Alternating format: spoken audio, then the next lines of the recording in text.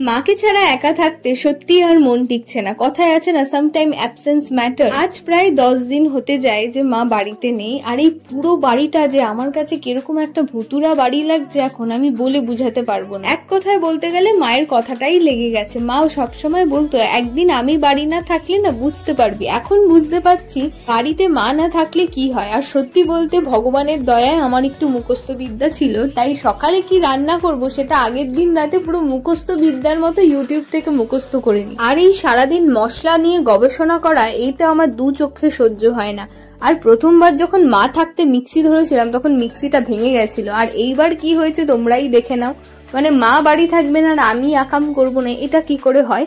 কিন্তু এইবার মায়ের বকুনিটা সত্যি কথা বলতে একটু মিসই করেছি। দেখো বাড়ির ছোট মেয়ে বলে কথা, আর ছোটবেলা থেকে একটু বেশি আদুরে, তো এইটুখানি আকাম তো হয়েই যায়। যদিও মা এই কথাটা বাবার থেকে পরে জানতে পারায় প্রতিবারের মতো ফোন করে আমাকে একটাই কথা বলে, তুই যে কি করবি মেঘা স্বয়ং ভগবানই জানে। তো যাই হোক, আজকে আমি সত্যি রিয়েলাইজ করছি মায়ের জায়গাটা মায়েরাই শুধু নিতে পারে।